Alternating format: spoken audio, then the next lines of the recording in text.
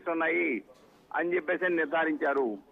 కాబట్టి ఆనాడు ముఖ్యమంత్రిగా ఉన్నటువంటి జగన్మోహన్ రెడ్డి ప్రభుత్వంలో ఉన్నటువంటి విచారణ సంస్థలనే తన ప్రభావితం చేయటం వల్ల, అలానే ఆంజనేయులు కానీ లేదంటే సునీల్ కుమార్ కానీ వీళ్ళిద్దరూ కూడా ప్రముఖ పాత్ర వహించారు దాంట్లో అని తనను చంపడానికి అన్ని విధాలుగా కూడా కుట్రపూరితంగా ప్రయత్నించారనేది చాలా స్పష్టంగా రఘురామరాజు గారు ఆ ప్రభుత్వం కూలిపోయిన తర్వాత కొత్త ప్రభుత్వం వచ్చిన తర్వాత సిఐడికి ఫిర్యాదు ఇచ్చారు. ఈ సిఐడి ఫిర్యాదు మేరకు ఆనాటి రాష్ట్ర ముఖ్యమంత్రి జగన్మోహన్ రెడ్డిని ఏత్రిగా పెట్టడమే కాకుండా ఆనాటి డీజీగా ఉన్నటువంటి ఇంటెలిజెన్స్ డీజీగా ఉన్నటువంటి సునీల్ కుమార్ గాని, మరి ఆయన అనుచరుడుగా స్వామి భక్తిని నిరూపించుకునేటువంటి మరొక వ్యక్తి ఆంజనేయులు గాని వీళ్ళిద్దరి యొక్క క్రియాశీల పాత్ర దాంట్లో ఉంది అని చెప్పి చాలా స్పష్టంగా చెప్పాడు. దాని వాళ్ళ మీద కూడా సుబ్బారావు గారు ఇందులో మనకి కీలకంగా కనిపిస్తుంది. దాదాపు అంటే 120B దగ్గర నుంచి దాదాపు 8 కేసులు నమోదు చేశారు, రెడ్ విత్ 34తో సహా. నేను అంటుంది ఈ కేసులకు సంబంధించి మనకి 120B ఉంది, 166 ఉంది, 167 కనిపిస్తోంది, అలాగే 197, అలాగే 307, అలాగే 326, అలాగే 465, అలాగే 506, రెడ్ విత్ 34, దాదాపు 8 కేసులు కనిపిస్తున్నాయి. ఇందులో మనం వివరించాలంటే 120B అంటే దేనికి సంకేతంగా కనిపిస్తుందండి? ఎలాంటి దీనిపైన చర్యలు ఉండే అవకాశం ఉంది ఈ కేసులు ఒకటే కానీ ఆ కేసులో 8 సెక్షన్స్ నమోదు చేశారు. 8 రకాల నేరాలు చేశారు కాబట్టి 8 సెక్షన్స్ కూడా ఈ కేసులో నమోదు చేసి వాళ్ళ మీద ఈ సెక్షన్ల ప్రకారం శిక్ష పడాలన్నారు. అన్నిట్లో అత్యధిక నేర శిక్ష పడేటువంటి అటెంప్ట్ మర్డరు, అది 10 సంవత్సరాల లోపు. కాబట్టి దాంట్లో పార్టీ 1A నోటీసు గతం నుంచి నానుండి ఏదైతే ఉందో అది ఇవ్వవలసిన అవసరం లేదు.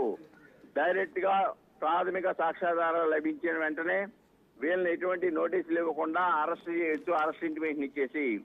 కాబట్టి జగన్మోహన్ రెడ్డికి ఇది ఒక ప్రమాదకరమైన సంకేతాన్ని చూపిస్తా ఉంది. ఇంకా ఇదే దీంతో ఆగుద్దా, లేకపోతే ఆయన యొక్క ఎన్ని పాత్రలో ఎన్ని కుంభకోణాల్లో ఉన్నాడో వాటన్నిటిలో కూడా ఈయన పాత్రధారి సూత్రధారిగా ఈయన ముద్దాయిగా పెడతారనేది ఈ రోజున రాబోయే పరిస్థితులు ఎలా ఉంటాయో కూడా ఒక భయానక పరిస్థితి ఆయనలో ఏర్పడిందనే విషయాన్ని ఇక్కడ మనం గమనించాలి. డెఫినెట్ గా ఇది ఒక తీవ్రమైన నేరం. ఈ నేరంలో జగన్మోహన్ రెడ్డి ఇరుక్కున్నాడు. జగన్మోహన్ రెడ్డికి స్వామి భక్తిని నిరూపించుకున్నటువంటి డాక్టర్ గాని, లేకపోతే సునీల్ గాని, లేకపోతే ఆంజనేయులు గాని వీళ్ళందరూ కూడా ఈ రోజున తీవ్రమైనటువంటి పరిస్థితిని ఎదుర్కోపోతా ఉన్నారు. వాళ్ళని అరెస్ట్ చేసి జైలు చూపించడానికి కూడా వెనుకంజ వేసేటువంటి అవకాశాలు అయితే ఈ సెక్షన్ లో లేవండి. అంటే మనకి సుబ్బారావు గారు కీలకంగా కనిపిస్తుంది, మనకి భారతీయ శిక్షా స్మృతిలో మార్పులు వచ్చినాయి. మరి దీనికి ఐపీసీగా ఇది నమోదు చేశారు అంటే ఇంకా అమెండ్మెంట్ చేయాల్సిన అవసరం ఉందా? అంటే ఈ కేసులు అనేవి కూడా ఐపీసీ కింద మనకి సెక్షన్లు చూపిస్తా ఉన్నాయి. ఎందుకంటే ఆల్రెడీ ఇది 1/7/2024 నుంచి బిఎన్ఎస్ అనేటువంటి ఐపీసీ బదులు బిఎన్ఎస్ అనేది వచ్చింది, భారతీయ నాగరిక సంహిత అనేది. 1/7/2024 తర్వాత జరిగిన నేరాలకు మాత్రమే ఈ నూతనంగా ఏర్పాటైన చట్టాలు అప్లై అవుతాయి. కానీ ఈ నేరం ఈ చట్టాలు అమల్లోకి రాక ముందు జరిగిన నేరం కాబట్టి డెఫినెట్ గా ఐపీసీలో ఉన్న సెక్షన్లో దీంట్లో అమలు అవుతాయనే విషయాన్ని ఇక్కడ మనం గమనించాలి. ఏం చెప్తుందండి ఈ సెక్షన్ సంబంధించి? మనకి 120B వేశారు, దీన్ని ఏ విధంగా చూడాలి? తర్వాత 166, 167 ఇప్పుడు చాలా స్పష్టంగా 120B అంటే కుట్రపూరితంగా అందరూ కూడా ఒక కుట్రపూరితంగా రఘురామకృష్ణరాజుని హత్య చేయాలని చెప్పేసి అతన్ని సిఐడి కస్టడీలో పెట్టుకొని చిత్రహింసలకు గురి చేసి కస్టోడియల్ టార్చర్ చేశారు. అంతేకాకుండా ఆయనకి ఆ గుండె ఆపరేషన్ చేశారని తెలిసి కూడా గుండె మీద కూర్చొని గుద్దులు గుద్దారు.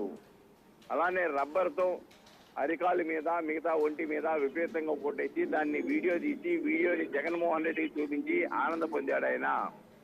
కాబట్టి వీళ్ళందరూ కుట్రపూరితంగా హత్య చేయాలని చెప్పేసి హత్యాయత్న ప్రయత్నం RRR మీద చేశారు అనేది ఆయన స్పష్టమైన ఆరోపణ.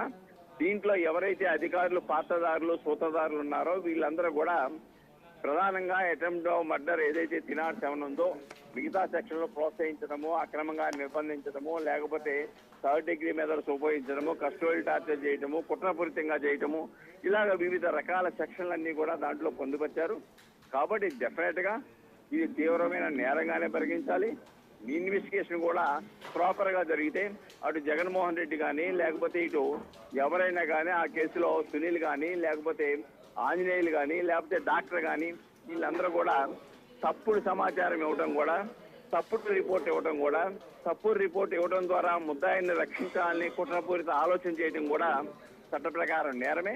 కాబట్టి అటు డాక్టర్ కానీ ఇటు పాతదారులు సూత్రధారులు ఇలాంటి ప్రోత్సహించిన వాళ్ళు వీళ్ళందరూ కూడా ఇంకా ఎంతమంది ఉన్నారనేది కూడా వెలుగు చూడవలసిన అవసరం ఉంది. ప్రధాన సూత్రధారులు పాతదారులు ప్రస్తుతానికి ఎఫ్ఐఆర్లో కేసులో నమోదు చేశారనే విషయాన్ని ఇక్కడ మనం గమనించాలి.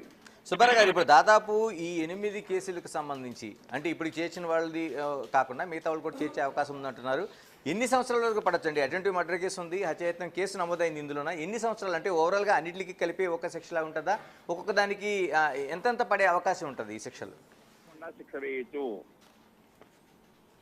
10 సంవత్సరాలకు తగ్గకుండా అటెంప్టివ్ మర్డర్ దాంట్లో శిక్ష వేయడానికి అవకాశం ఉంది. మిగతా దానికి తగ్గట్టుగా సెక్షన్ల ప్రకారం శిక్షలు ఉంటాయి. కానీ TR 7 ప్రధానంగా దీంట్లో ఉంటుంది. ఆ TR 7లోనే వాళ్ళని అరెస్ట్ చేయడానికి ఎటువంటి ముందస్తు 41A నోటీస్ ఇవ్వాల్సిన అవసరం లేదు. కాబట్టి డైరెక్ట్ గా పోలీసు వాళ్ళు అరెస్ట్ నోటీస్ ఇచ్చేసి అరెస్ట్ చేయొచ్చు. గతంలో చంద్రబాబు నాయుడు గారిని ఏ విధంగా అయితే అరెస్ట్ నోటీస్ ఇచ్చేసి డైరెక్ట్ అరెస్ట్ చేసి తీసుకెళ్లిపోయారో అలానే ఇప్పుడు జగన్మోహన్ రెడ్డిని కానీ సునీల్ని కానీ ఆంజనేయుల్ని కానీ వీళ్ళందరినీ కూడా అరెస్ట్ చేయడానికి అవకాశాలు ఉన్నాయి. అంటే సుబ్బారావు గారు, ఇక్కడ ఒక కీలకమైన అంశం కనిపిస్తుంది. A3గా మాజీ ముఖ్యమంత్రి జగన్మోహన్ రెడ్డి కనిపిస్తూ ఉన్నారు. అంటే ఈ సెక్షన్స్లోన ఇలా ఏదైనా ఒక వేరియేషన్ కనిపిస్తుందా, లేకపోతే A1 A2 A3 మధ్య ఏమైనా అలాంటి వేరియేషన్ ఏమైనా ఉంటుందా శిక్షలకు సంబంధించి? ఒక నేరానికి సంబంధించి పాత్రదారులు సూత్రధారులు ప్రోత్సహించిన వాళ్ళు ఎవరున్నా అందరికీ చిన్న పెద్ద మొదట చివర అనే ముద్దాయిలనే తేడా ఏముండదు. ఈ నేర నిర్ధారణ కనుక అయితే అందరికీ ఒకే రకమైన శిక్ష ఉంటుంది. మూడో ముద్దాయిగా ఉన్న దాన్ని జగన్మోహన్ రెడ్డి తక్కువ శిక్ష వేయటము, మొదటి ముద్దాయిగా ఉన్నారని చెప్పేసి వేరే అతనికి ఎక్కువ శిక్ష వేయటం అనేది దీంట్లో ఉండదు.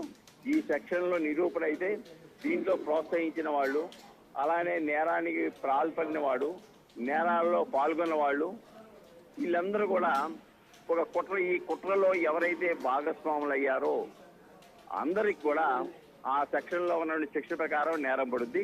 తక్కువ ఎక్కువ అనేది ఏముండదు. ఇందులో కీలకంగా సుబ్బారావు గారు ఒక కీలకమైన విషయం కనిపిస్తుంది. ఇందులో రఘురామకృష్ణరాజు తన ఫిర్యాదులోన హైదరాబాద్లో తన ఇంటి నుంచి అరెస్ట్ చేసిన తర్వాత ఏదైతే ట్రాన్సిస్ట్ అరెస్ట్ వారెంట్ అనేది చేయాల్సిన అవసరం ఉంది, అది కాకుండా తనని నేరుగా తీసుకెళ్లి తన చిత్రహింసలు పెట్టారనేది ఒక కీలకమైన పాయింట్ అనేది రైజ్ చేస్తున్నారు. అంటే ఇది మనకి ట్రాన్సిట్ అరెస్ట్ సంబంధించి వారెంట్ ఏ విధంగా వేయాల్సిన అవసరం ఉంది, వేయకపోతే పోలీసులపైన ఎటువంటి చర్యలు తీసుకునే అవకాశం ఉంది? ఇప్పుడు ఒకటి, వేరే రాష్ట్రంలో ఉన్నటువంటి వ్యక్తిని ఆంధ్రప్రదేశ్లోకి తీసుకురావడం అనేది డెఫినెట్గా అక్కడ పోలీస్ అధికారులకి సమాచారం చెప్పవలసిన అవసరం ఉంది. వాళ్ళ యొక్క సహకారం తీసుకోవాల్సిన అవసరం ఉంది. ఇక్కడి నుంచి ఆయన్ని అక్కడి నుంచి ఇక్కడికి నేను తీసుకొస్తున్నామని చెప్పేసి ఆదేశాలు వీళ్ళ దగ్గర ఉండవలసిన అవసరం ఉంది.